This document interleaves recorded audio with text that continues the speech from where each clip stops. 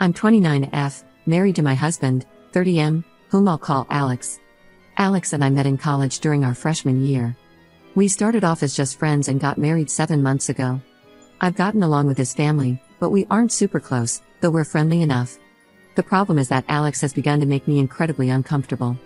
Firstly, he's begun to ask me who I'm meeting with, where, what we plan on doing, and how long every single time I leave the house without him. At first, I just thought he was being protective and a good partner just in case something happened, but then he started checking my phone after the visits, vetting and researching each of my friends as well. He also has been pushing me to link my bank account to his, as he's in charge of the finances when he was perfectly fine with keeping them separate before, and we fight about it almost every day. Finally, yesterday when he was preparing to go on a work trip for 2 weeks in California, he demanded I wear a tracker so he could keep an eye on me while he's gone. I can't do this anymore. I feel like I'm suffocating, and his family, whom I've spoken to about his worrying behavior, just said he's being careful and protective as a good husband should.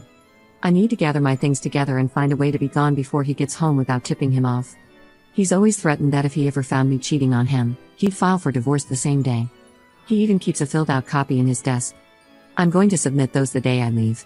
But there's so much to do, like finding a new place to live, seeing if my job has any transfers available, and packing and moving in 2 weeks. His return flight is on May 11th, so I need to move quickly. I'm posting here because I don't have any close family, and I can't risk dragging my friends into this as we share the same friends. I just needed a place to vent and ask if anyone has any advice on the easiest and safest way to do this. Edit. Oh my god, you guys are amazing. I never even thought not to use his divorce papers. I'll check for cameras before I start any packing or prepping. I may also shred his divorce papers just in case and look into getting a lawyer for myself. I'm in a no-fault divorce state, that much I do remember, which will help. I'll update again when I know more. The tracker he wants me to use is a small clip to put on the belt or waistband. I'll wear it unless I'm going or doing something related to me leaving. No pets yet, thankfully. Update 1. So, I've received a lot of support and helpful advice along with some questions I thought I should clarify before I proceed with the update. Some ask why I'd be hiding things from Alex regarding going out and who I'm meeting with. I don't, and I have nothing to hide. However, when he begins to double-check everything I tell him with the other people there, right down to each person I talked to and what I said, did I send any text messages, did I order food, how much did I eat, that's when it started to feel like I was slowly being pushed into a corner. It didn't start that bad, but gradually grew worse over time. All of the Reddit subs my in-laws' families are part of are related to gardening and DIY, so I highly doubt they'll see this. If they do, by the time they do, I'll hopefully be gone. I talked to my job and explained things to my manager, and they promised to look into openings in other states to see if they could get me into one. They'll have an update on that in 3 days. I trust that my bank account is secured, considering he's tried to get into it before and failed. I found one camera in the kitchen, another in the living room, and one in our bedroom. As such, I've left them in place for now and have done all other planning in the bathroom while I'm pretending to take a bath.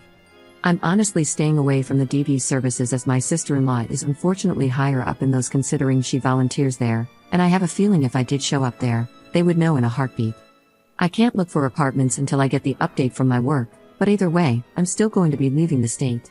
The day before I do, I will be changing my number, carrier, and wiping my laptop and all of his electronics before I do. I've met with 2 lawyers so far and had them look over the paperwork my husband had prepared, and both said that it did have some clauses in it that could have caused me some trouble down the line. What alarmed all of us most was the fact that several of those clauses dealt with future children, and not as a hypothetical. Like several others have suggested, I have a feeling he fully intended on getting me pregnant to keep me trapped and tied to him. There are 3 other locations my job could send me to, and I have begun looking into all 3 cities and housing in the areas, just in case one of those is the one they send me to. Even if they don't have an opening that they can push me into, then I will just have to quit, move, and figure things out on my own. I have enough money to live and survive for a few months until I can pick up another job.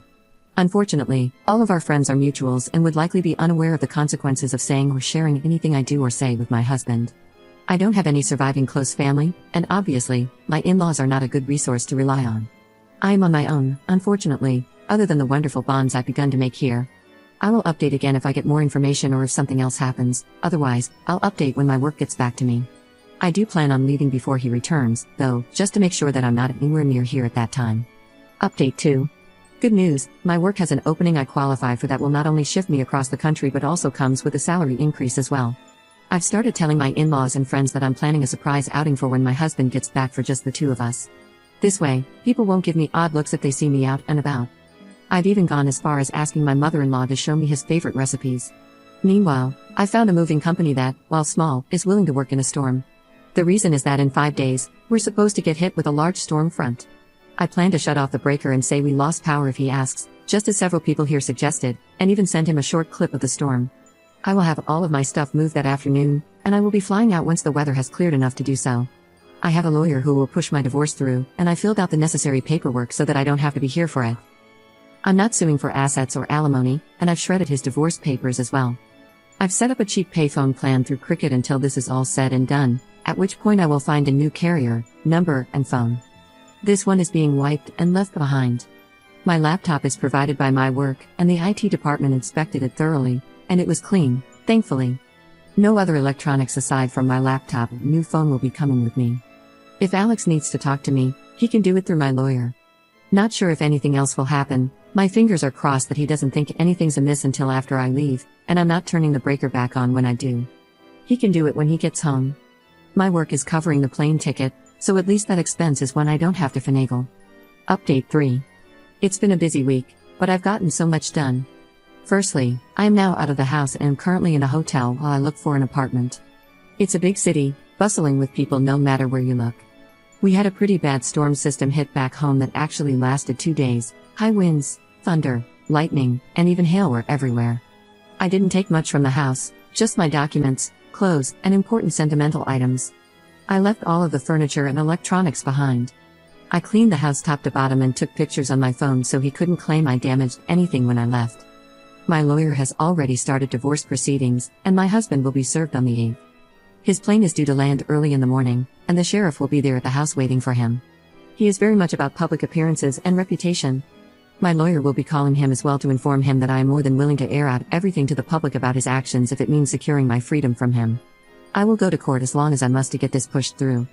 I haven't told our friends or his in-laws yet. I will do that while he is on the flight to prevent him from getting wind of it before he's handed the divorce papers. I will be calling around and explaining why we're getting divorced to try to prevent him from twisting this into somehow being my fault.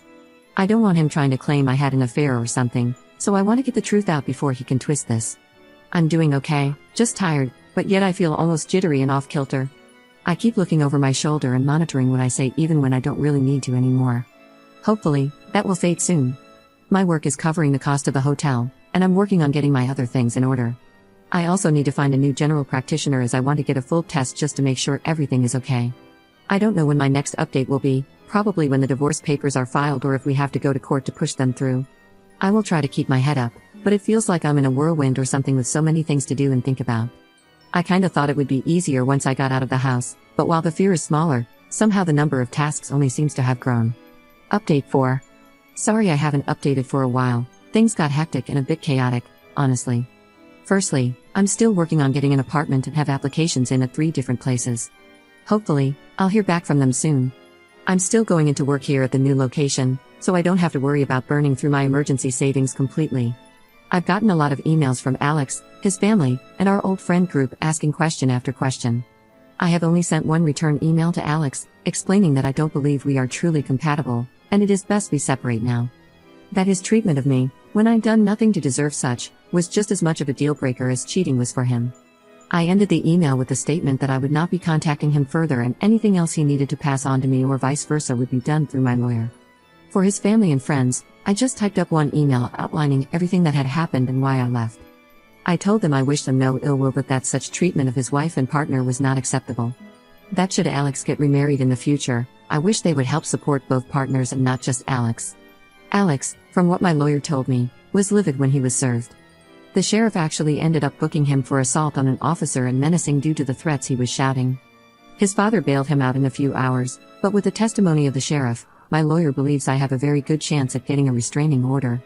Alex, upon returning to the house, apparently lost his temper again, breaking the dining table into pieces as well as the TV and severely damaging the walls. At least, that's what one of the emails from one of our friends reported, as Alex called him to help him clean up the mess. My lawyer already has pictures of the house I took, with timestamps as evidence that nothing had been damaged by me. My friend reported that Alex tried to claim I'd been the one to trash the house, but the damage on the wall was at head height. Alex is 6 feet 3 inches, and I'm 5 feet 4 inches, so he knew that was false. Either way, taking the pictures definitely will help me, so again, Thank you everyone here for the advice because I never would have thought of that on my own. My work won't share details of where I am, as I do work with some higher-end clientele who value security, and that information won't be gossiped about. I deal with contracts, notary, and business management. As such, even if Alex tried to use my work to find me, he wouldn't succeed.